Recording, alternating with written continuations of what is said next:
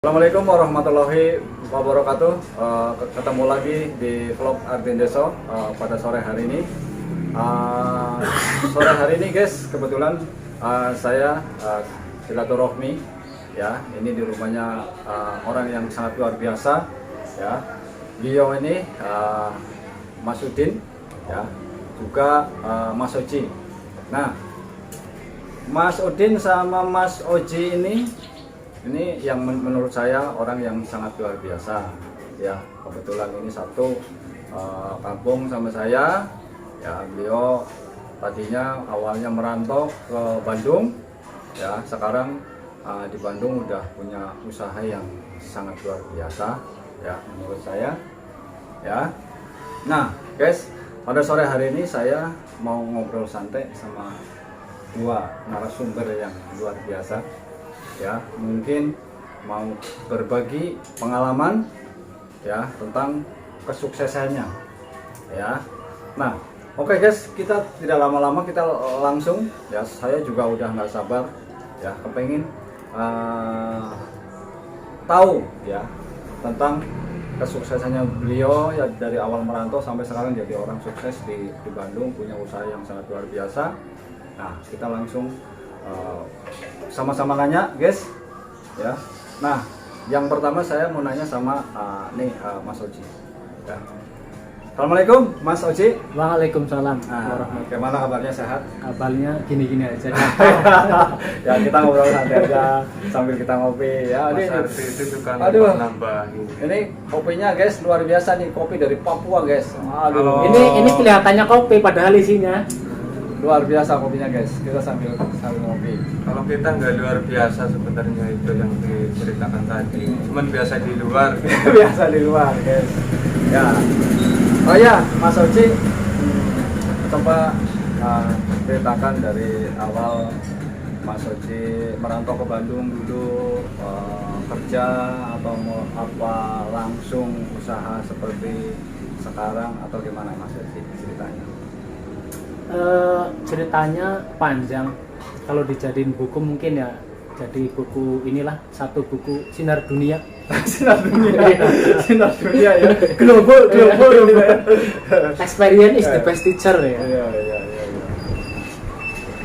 Jadi sebenarnya ceritanya biasa, cuman ya harus ditambah-tambahin dikit biar kelihatan dramatis gitu.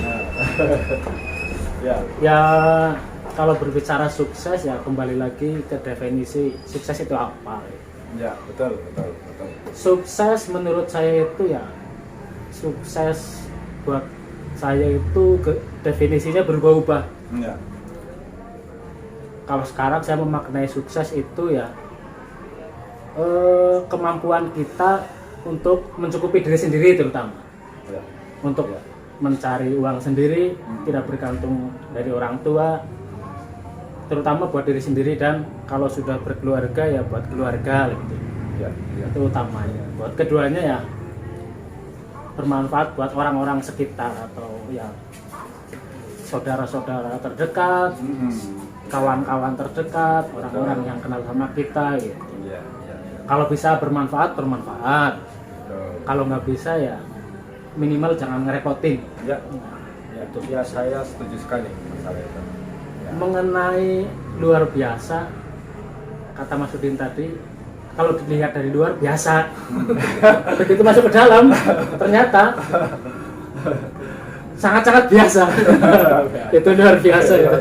Jadi dari luar kelihatan biasa, dari dalam apalagi gitu. Ya, itu luar biasa. Garis besarnya sukses itu kan ya predikat yang ditempelkan oleh orang lain kepada kita. Kalau dibilang sukses ya terima kasih, tapi ya kalau saya sendiri merasa ya gini-gini aja biasa gitu. Perjalanannya sebenarnya kalau cerita-cerita motivacot itu ya motivasi bermodalkan bacot. Itu pun bacotnya tetangganya gitu. Kalau mengikuti cerita-cerita motivacot itu ya kiat sukses kan itu semuanya hampir sama kan. Kalau kita lihat orang-orang sukses itu membuat buku, misalkan buku sukses ini dengan kerja keras, kerja cerdas, terus banyak relasi dan lain-lain sebagainya yang sebenarnya intinya itu aja kan. Ya. Tapi kalau saya sendiri sukses itu bukan sukses maksudnya ya. Untuk meraih kesuksesan, kalau misalkan kata Mas Ardi tadi saya dibilang sukses, terima kasih gitu. Itu sebenarnya faktor paling besar itu bukan apa-apa Mas Ardi. Keberuntungan. Bejo ya. Oh iya. Ya, bejo. Cuman mekanismenya caranya biar kita bejo itu seperti apa? Tiap orang beda-beda gitu. Tiap orang beda-beda. Kalau saya memaknai sendiri itu ya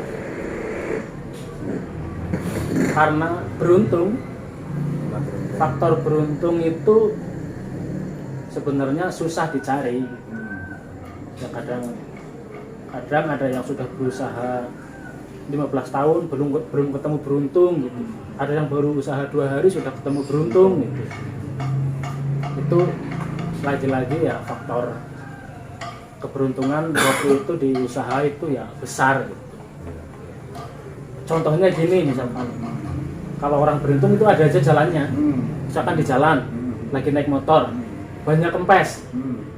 Misalkan banyak kempes di jalan, cari tambal ban. Kebetulan di tambal ban itu ada orang yang kempes juga. 2 orang kempes, 2 orang sial ketemu gitu di tambal ban. Nah, lalu gini misalkan karena nunggu nambal ban itu tukangnya ndulit-nduliti lem ban sambil ngobrol lah. Dari mana Mas? Dari sini gini. Terus cerita usahanya apa gitu. Misalkan wah saya ini bikin sempak gitu. Bikin kolor. Nah, kebetulan sama tuh. Misalkan orang yang nambal satunya dia punya kenalan, punya pasar, dia bisa ngejual sempak dalam jumlah besar. Kebetulan saya juga bisa bikin sempak, ini contohnya gitu. Oh gimana kalau kita kerjasama? Soalnya saya punya pasarnya juga. Gitu. Kamu bisa bikin nggak? Kamu tahu bahan bakunya gini. Oh iya, saya bisa bikin. Gitu. Gila kerjasama. Nah kebetulan lagi itu bagus tuh, penjualan bagus, otomatis kan produksi jadi banyak. Nah itu faktor-faktor seperti itu nggak bisa kita prediksi dan susah buat dicari gitu. Kadang ada orang yang 10 tahun berusaha belum ketemu ban bocor di jalan, ngobrol sama orang kebetulan yang sama gitu. Ya itu contoh kasus. Tapi ya saya memaknai di usaha itu ya faktor paling besar keberuntungan. Iya. Kalau namanya kerja keras, coba siapa yang lebih bekerja keras dibanding tukang pemulung? Jam 4 pagi sudah bangun, muter-muter nyari barang rongsokan tiap hari.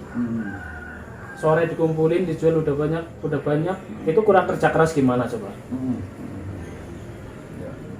Mungkin banyak orang yang lebih bekerja keras daripada kita, cuman kita menangnya beruntung.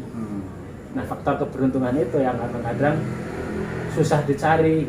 Dicari pun kadang-kadang ilmu yang mempelajari tentang keberuntungan seseorang itu nggak ada.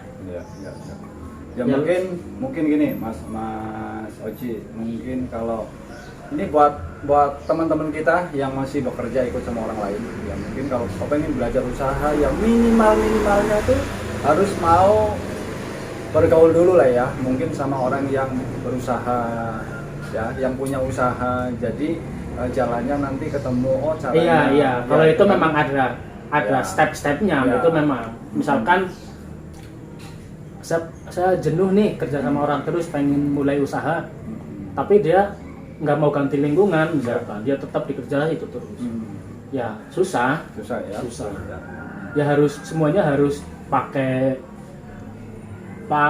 namanya proses, dalam artian saya pengen berusaha, pengen ketemu orang-orang yang di lingkungan bisnis, tapi saya kenalan saya di orang-orang karyawan pabrik misalkan, Ya. ya susah lah buat ketemu Susah, lah. kan? Ya. Main lah kemana gitu, Ya, kan betul. punya teman yang berusaha main ke sana. Ya. Jadi berarti kan kalau gitu, kalau saya boleh menyimpulkan, lingkungan itu pengaruh sekali. Iya. Pengaruh sekali. Oke. Lingkungan nomor satu. Kalau mengenai cerita saya, ya saya sebenarnya juga sampai ke tahap seperti sekarang bisa dibilang tanpa rencana. Tanpa rencana. Dalam artian pertama kali saya ke Bandung itu untuk kuliah, untuk kerja 1 tahun, terus kuliah. Kuliah. Ya, kuliah itu pun bisa dibilang ya kuliah gembel gitu. Kuliah tanpa modal rengkul itu pun dengkulnya orang. Jadi kalau misalkan ditanya kamu kerja usaha modal apa? Modal dengkul itu pun dengkulnya orang gitu. Dengkulnya orang lain. Bukan dengkul saya sendiri.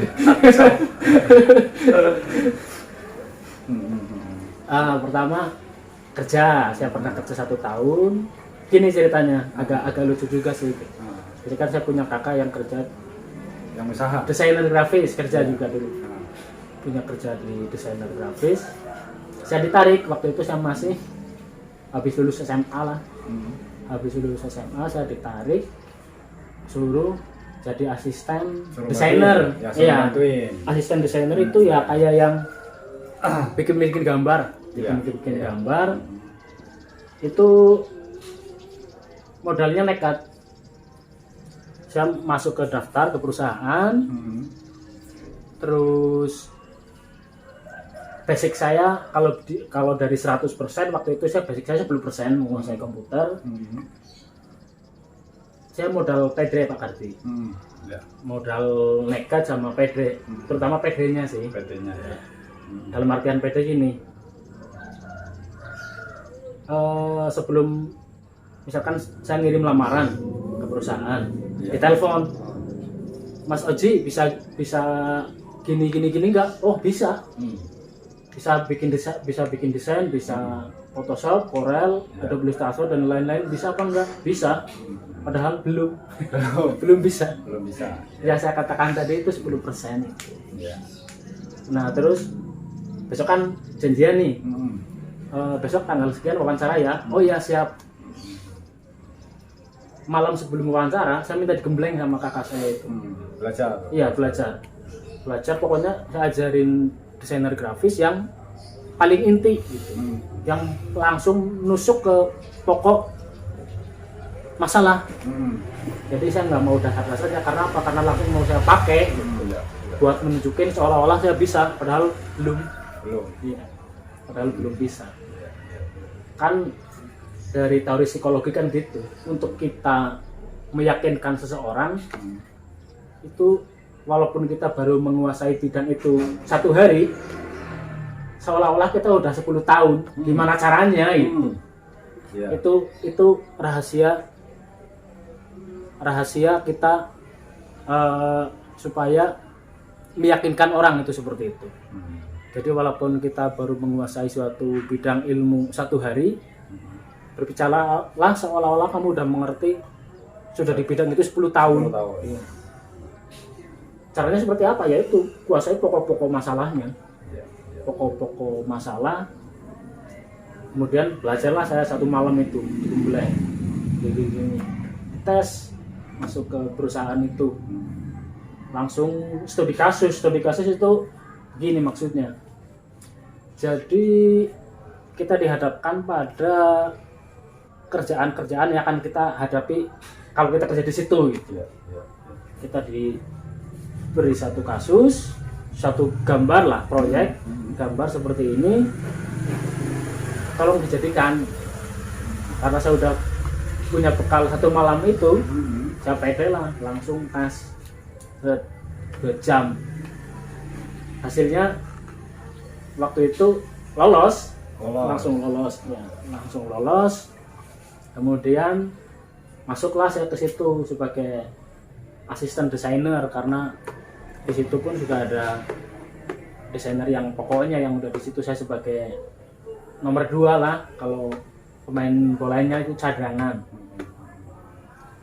Kerja sebulan, saya dikasih penilaian sama manajer saya waktu itu.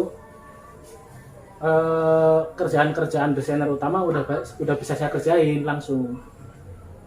Jadi bulan kedua, perusahaan kan yang namanya cara panjang perusahaan kan bagaimana caranya mengeluarkan anggaran sesedikit mungkin buat hasil yang sebanyak mungkin kan. Dalam artian waktu itu gaji desainer utamanya 6 juta, saya digaji 1.300.000, jomplang banget kan. Iya, betul. Masuk bulan kedua karena dirasa saya udah punya basic, sudah bisa menguasai inilah kerjaan-kerjaan yang desainer utama udah saya bisa kerjain sendiri kan. Jadi yang desainer utama itu dipecat. Kerjaan saya ambil alih semua. Masuk bulan ke-3, ke-4 dan seterusnya, karena saya merasa wah saya udah kepake nih kerjaan nih.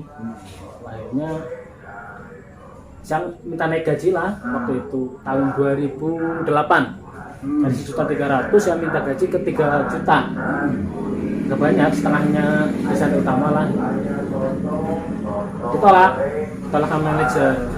Ya, akhirnya menghabiskan bulan itu. Bulan kemudian itu saya memutuskan untuk keluar kan. Iya, apa ini saya cuma diperas doang otaknya di sini, ya dihargai gitu. Saya keluar. Jadi waktu itu kerjaan sudah saya kerjain semua, saya hapus folder-folder kerjaan saya hapus. HP saya matiin 3 hari, saya keluar. Hari terakhir saya bilang ke manajer saya, Pak, oh enggak, hari Senin kan masuk kerja. Saya SMS, Pak, saya enggak kerja di situ lagi, saya keluar. Akhirnya saya keluar, HP saya matiin. Selang 3 hari saya aktifin lagi, banyak telepon SMS masuk. Kamu kenapa keluar gitu? Kalau kamu di sini nggak betah gara-gara gaji itu bisa diobrolin lagi gitu. Yang penting kamu masuk aja dulu. Saya gengsi dong. Ya. Udah kadang keluar. Walaupun diiming-imingi gaji, ya. Saya udah enggak, saya keluar. Akhirnya bingung kan, ini nganggur, gimana ya? Akhirnya saya punya tabungan kan dari kumpulan gaji-gaji yang sebelumnya. Daripada saya nganggur, enggak bener ini di Bandung, mending saya kuliah aja lah gitu. Saya iseng daftar kuliah. Iya, jalur SNMPTN waktu itu. Kebetulan keterima. Akhirnya kuliah lah dengan modal ya yang dari tabungan itu. Dari tabungan sebagian diminta sama saudara gitu. Akhirnya jadi kuliah gitu dengan modal dengkulnya orang. Dengkulnya saudara saya gitu. Ya, udah. Terus kuliah pun itu saya membambung kuliahnya. Membambung dalam artian kuliah gembel. Jadi saya punya ransel besar waktu itu, isinya baju-baju kotor yang mungkin lama nggak dicuci, udah jamuran. Saya tinggal kemana-mana, kadang paling lama di sini tempat Mas Udin dulu di Cijerah, Raja Malang. Sebulan di Mas Udin, bawa ransel, sebulan di kakak saya gitu. Terus di teman saya lagi kemana itu. Selama kuliah kan normalnya 4 tahun ya. 4 tahun ya. Kalau saya itu 8 tahun. Jadi kalau dari pemirsanya Mas Ardi itu mau lomba lama-lamaan kuliah, ayo lomba sama saya 8 tahun. Saya kuliah 8 tahun. Kuliahnya itu kuliah bambung juga, maksudnya ya kebanyakan orang kan kuliah ngekos lah, kos-kosan. Saya selama 8 tahun itu pernah ngekos. Di akhir-akhir semester itu ngekos, niatnya mau beresin skripsi, ngekos sana, nggak ditempatin ke sana, nggak ditempatin. Ya seringnya bambung. Naik bank ke Mas Udin, ikut bantuin kerja, yang ada banyak temennya gitu. Banyak ini Mas Oji itu tadi masalah kuliah, orang lain kan S1 tuh 4 tahun ya. umumnya. Ini 8 tahun. 8 tahun. Bukannya ini jadi mahasiswa kesayangan dosen. Iya. Kesayangan dosen sama kesayangan kantin. Kantin. Iya luar biasa ya. Nah, mungkin itu guys tadi ya pengalaman dari teman kita ini Mas Oji ya, mulai dari pertama ke Bandung ya, ketemu sama teman-teman, terus kuliah ya, terus sampai kuliah ke 8 tahun ya. Nah, oh ya Mas Oji, ini tadi udah cerita tentang kuliah ya 8 tahun. Nah, singkat ceritanya bisa sukses sampai sekarang punya perusahaan ya, perusahaan sablon ya, sampai bisa membeli rumah ya, luar biasa, beli mobil. Nah, itu bisa di ini Mas Oji, mungkin Mas Oji mau berbagi ya pengalaman atau sharing sama pemirsa ya, monggo Mas Oji. Saya lanjutin ya cerita tadi, saya lanjutin kuliah kan. Kuliah memasuki tahun keempat kan, harusnya kan sudah lulus ya. Udah selesai, udah wisuda ya. Ya, tahun kelima. Tahun kelima karena teman-teman saya ini kalau saya berangkat ke kampus sudah nggak ada gitu. Sudah nggak ada teman-teman yang saya kenal. Akhirnya adapun ya ada adik tingkat yang nggak terlalu dekat lah, cuma sekedar kenal gitu. Yang seangkatan sudah nggak ada kan. Iya. Yang tadinya semangat datang ke kampus gitu, walaupun datang ke kampusnya cuman ya gitu aja sih. Akhirnya jadi jarang ke kampus karena sudah nggak ada temennya di sana gitu. Akhirnya di rumah, sering di rumah bantuin kakak, bantuin saudara saya gitu, bikin gambar, ngurusin gambar dan lain-lain. Nah kebetulan lagi ya, ini serba kebetulan ini memang. Kalau bisa nanti judulnya pengusaha yang kebetulan. Iya. Pengusaha yang kebetulan. Pengusaha yang kebetulan ya. Saya kan waktu itu tinggal di rumahnya saudara saya gitu, di tempat sablonnya saudara saya. Jadi kuncen di situ, nungguin mau ada temennya ya di situ, mau enggak ya di situ gitu, tidurnya di situ. Nah akhirnya ada yang nawarin kerjaan itu, orang Cina nawarin kerjaan. Saya datangin lah sama Mas Udin waktu itu.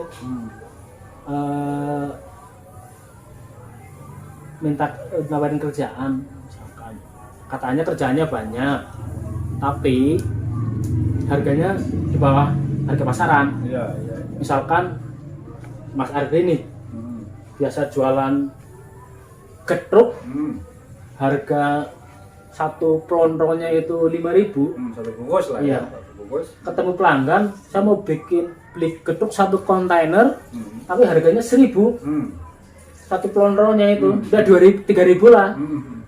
Jadi di bawah harga pasaran gitu. Getruknya satu plonronya itu 3.000. Saya mikir lah itu, getruk 3.000 buat gemplongnya aja itu Hebat. gaji orang gemplong sama bedul-budinnya itu. Jojo apa tuh? Gemplong.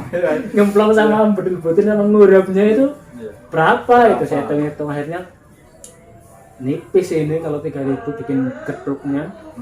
Akhirnya tapi kalau satu kontainer ya lumayan juga gitu. Orang biasanya kan jual getruk satu hari paling 20 blondro gitu kan. 20 bungkus. Ya, 20 pincuk. Iya.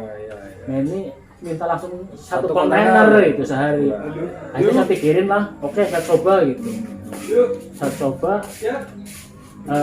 coba dikerjain dengan harga 3.000. Kerjain lah dapat satu kontainer misalnya. Ini bukan getruk beneran ini ya. Ini buat perumpamaan. Iya.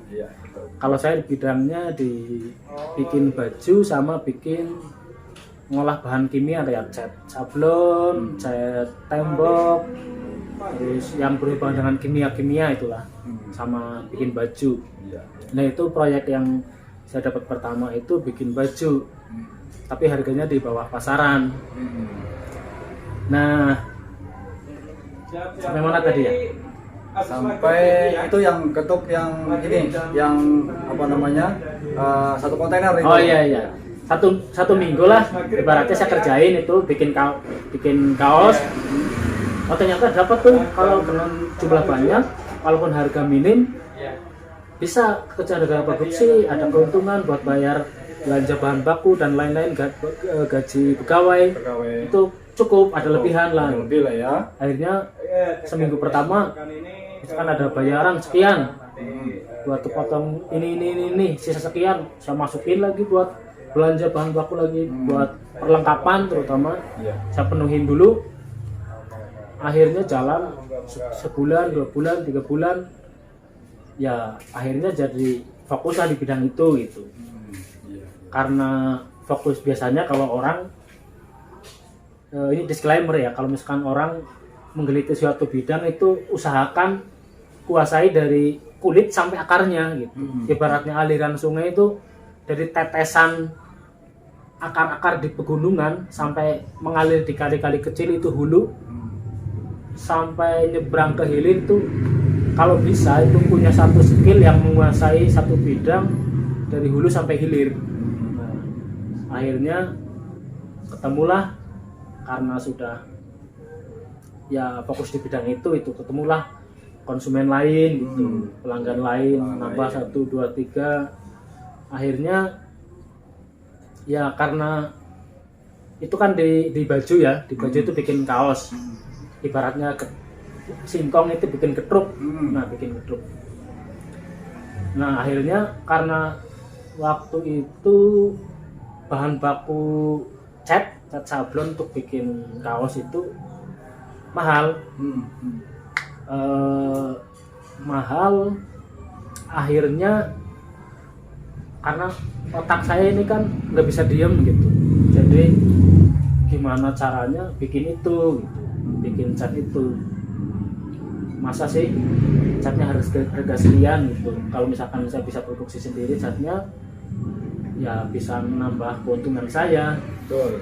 Ya akhirnya ngulik lah, saya eksperimen gitu, berbahan pengetahuan dasar di sekolah SMA tentang kimia. Itu penting pengetahuan dasarnya. Terus coba-coba riset sendiri, cat ini bahan dasarnya apa sih, gimana. Akhirnya nyobalah dari skala kecil 5 kilo diaduk pakai tangan. Ternyata percobaan pertama waktu itu langsung jadi, kalau saya katakan 60%. Semua bahan baku udah bener, tetapi komposisinya itu yang masih belum pas. Akhirnya percobaan kedua, ketiga naiklah 10%, 70%, 75%, 80%, 85% sampai ya 100% lah, saya katakan 100%. Misalnya produksi sendiri, karena buat produksi sendiri kedruknya itu ibaratnya kedruk itu ya, ibaratnya singkongnya nanam sendiri itu, buat diproduksi sendiri terjadi surplus itu kelebihan. Wah, ini kalau saya bikin cat sendiri buat dipakai sendiri ini lebih itu. Akhirnya saya beranikan diri buat modal nekat lagi. Itu tadi kan saya udah menyampaikan modal nekat saya pertama yang di kerjaan. Modal nekat yang kedua itu masarin itu bisnis ini. Iya, masarin cat sablon. Masarin cat sablon sama cat yang lain lah gitu.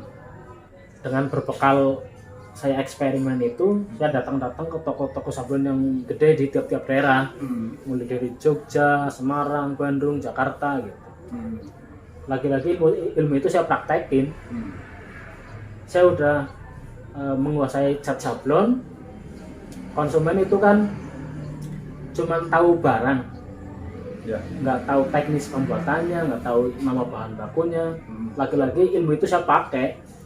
Saya datang ke sablon, ketemu si kokonya, saya jejali pemahaman tentang cat sablon yang baik itu seperti apa.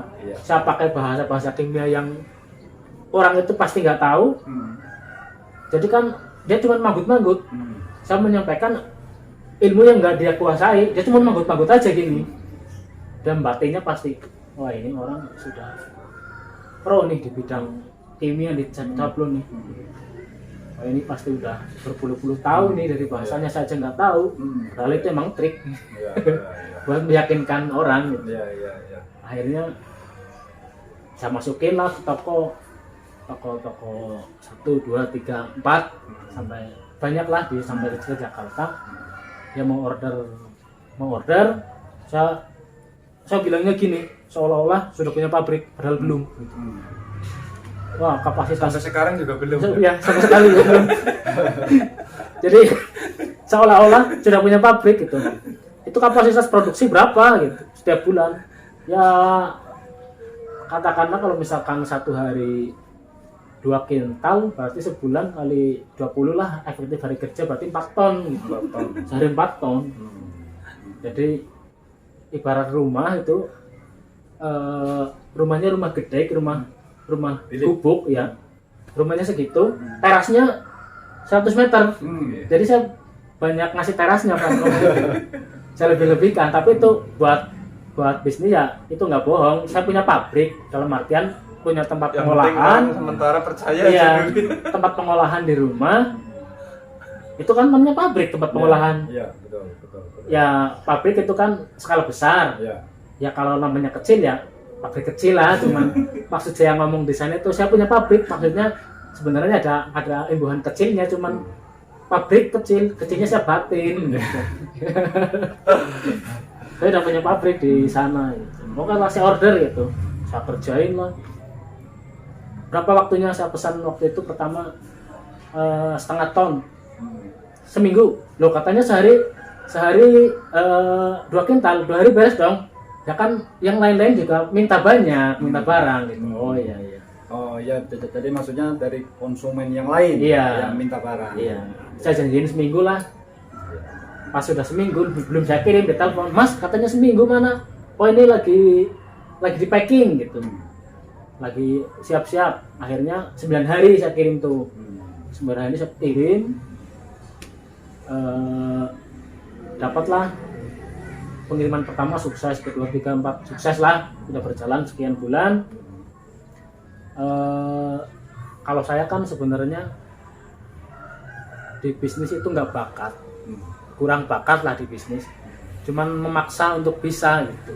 Jadi kalau bisa dibilang itu jiwa genro saya itu kurang, jiwa genro, jiwa Jadi bertaruh gitu. bertaruh. Kalau mungkin orang lain kalau punya skill kayak saya, mungkin ya bisalah langsung spekulasi modal sekian.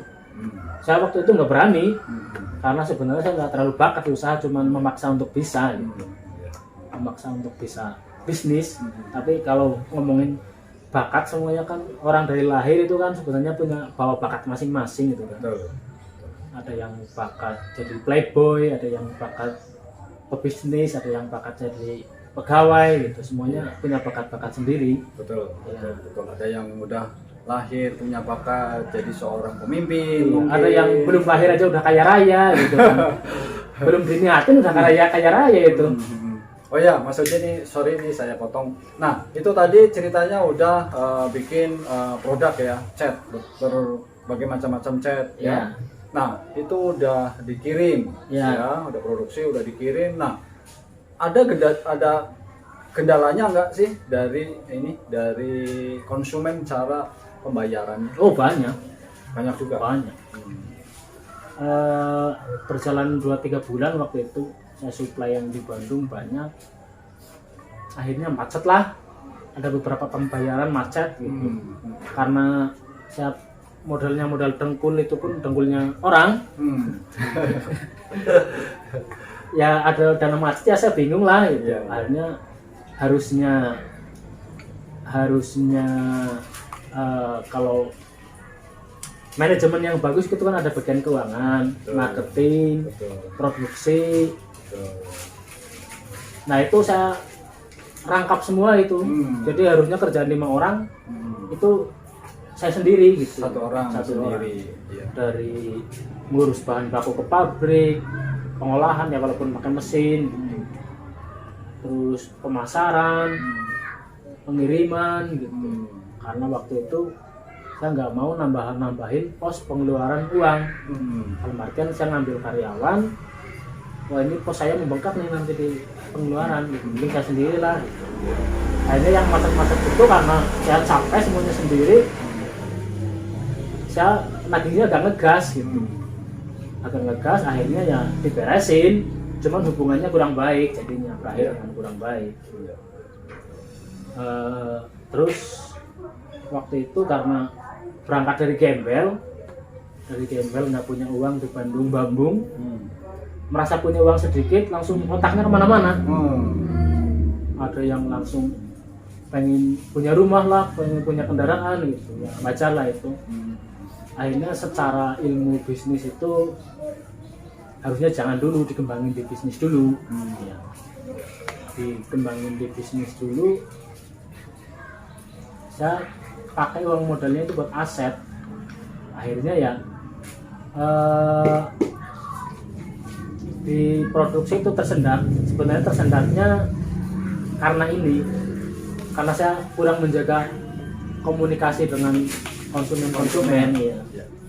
Misalkan ada satu konsumen toko sablon ini ambil barang ke saya, terus dia berhenti ambil barang, misalkan ambil barang dari yang lain, saya nggak nanya.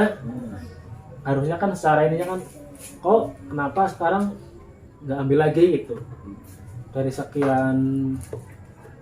sekian konsumen yang udah ibaratnya nggak ambil lagi itu nggak ada satupun yang saya kejar. Ya karena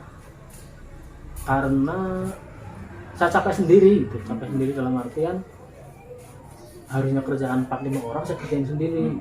Ya seperti itu. Akhirnya ya yang namanya usaha ada turun naik lah. Betul. Cuman intinya dari tadi ngedabrus kesana kesini itu intinya kalau berusaha, kalau mau menjalankan suatu bisnis, suatu usaha itu kalau bisa kuasai satu bidang itu dari biji sampai akar, dari ibaratnya dari awal. Ibaratnya saya pede nih, kamu di bidang ini expert enggak, tidak, pokoknya ahli enggak, oh saya menguasai semuanya gitu. Harus ada satu bidang yang saya pede, saya kuasai semuanya gitu. Misalkan kalau saya itu ya desainer grafis, gambar, ya menguasai lah. Makanya terutama itu kalau buat pengusaha itu kuasai satu bidang pekerjaan sengelotok mungkin, se-expert mungkin, sebanyak mungkin gitu. Ibaratnya satu bidang itu dari ibaratnya orang bikin getuk itu dari ngetroki drogol, nandur drogol, nyebutin singkong, sampai jadi ngedam, terus gemplong, melondroni, sampai ngurep, sampai merengkos, jual itu ya bisa lah. Ibaratnya ngejual itu kalau kita fokus di produksi ya bisa gandeng orang lain sebenarnya buat di marketing, nggak harus kita semua gitu. Nah Mas Oji, itu dari ngobrol-ngobrol santai kita tadi udah panjang lebar ya, sampai kuliah, sampai bikin eksperimen ya, sampai bisa masarin. Alhamdulillah sekarang ya yang tadinya 5 pekerjaan dirangkap sendiri ya, alhamdulillah sekarang sudah punya pegawai ya banyak ya, sudah bisa ada hasil yang luar biasa, sampai ke rumah pertama, terus mobil ya. Nah itu ya semua namanya orang nggak ada yang instan ya ternyata ya, jadi harus adanya mie instan ya. Ada orang yang instan itu. Apa itu? Ya orang yang belum lahir aja udah kaya. Oh gitu ya. Orang yang belum lahir udah kaya, pas udah dewasa jalanin usaha, bikin seminar seolah-olah usaha tuh harus gini-gini, belpret. Kamu itu belum lahir itu udah kaya raya, ibaratnya kamu usaha sekian rugi ya itu privilege sih namanya. Namanya saya pun kalau misalkan orang tua saya kaya saya juga mau kayak gitu. Bukan menyalahkan itu. Iya. Cuman kalau orang yang merasa kayak saya gitu, berangkat dari nol bahkan Dari minus, nol, ya harus mengikuti proses. Ibaratnya prosesnya seperti apa? Prosesnya ya lingkungan lah. Pertama itu lingkungan. Niat. Ya.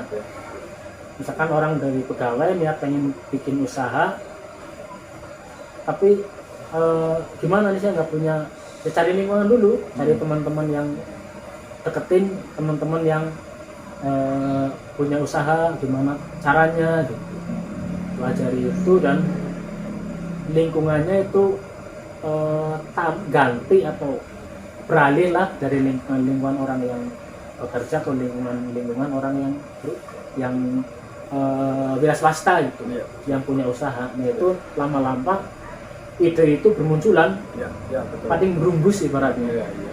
Berumbusi.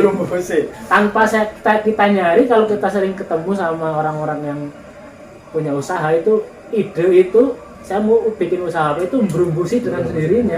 Iya. Melepuduk dengan sendirinya. Ya itu guys. Ya ini sesuai ya dengan channel saya Ardin Deso. Ya ini bahasanya ada melepuduk ya. Ya itu luar biasa guys. Nah itu tadi ya sharing dari Mas Oji ya, yang luar biasa. Mungkin ada sekata dua kata ya yang bisa diambil manfaatnya buat teman-teman kita ya yang masih bekerja, kepengin usaha sendiri ya, diawali harus mau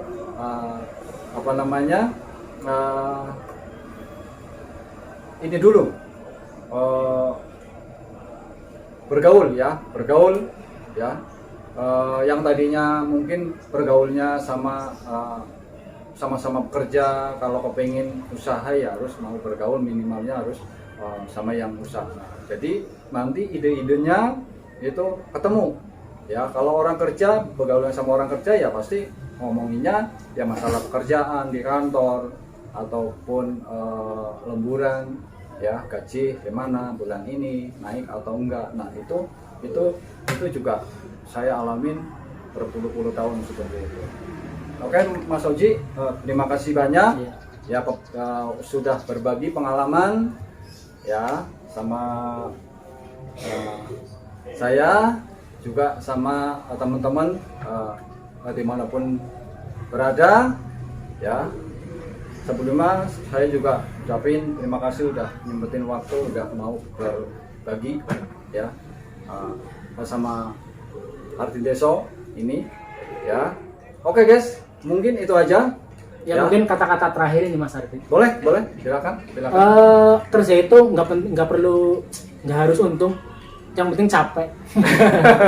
Nah, itu ya, luar biasa. Salam apa ini namanya? Salam motivasi. Ya, salam enggempi. Ya, salam enggempi. Ya, getruk dan brondol. Oke. Dan berumbusi. Oke guys, mungkin sore hari ini ya bincang-bincang kita sama orang yang sangat luar biasa ya. Sampai di sini ya. Jangan lupa juga buat teman-teman Ardin Deso, keluarga Ardin Deso ya di luar ya. Saya juga ucapin banyak terima kasih yang sudah nonton ya. Film-film saya ada film pendek juga vlog Ardin Deso ya. Yang sudah nonton, yang udah bantu subscribe, saya doakan semoga yang ada masalah mungkin yang lagi cari kerja mudah-mudahan cepat dapat pekerjaan ya. Yang punya utang ya, saya doakan semoga utangnya cepat selesai, cepat beres ya. Nah mungkin itu aja guys dari saya Ardin Deso ya. Pirang menit? Wah, suwe ya. Sampai ketemu lagi di vlog Ardin Deso yang selanjutnya. Tentunya ya nanti pasti akan lebih menarik ya, berbincang-bincang kita sama orang yang nanti Mas Udin ini ya, sekarang Mas Oci ini rekan kita juga. Oke, saya akhiri. Assalamualaikum warahmatullahi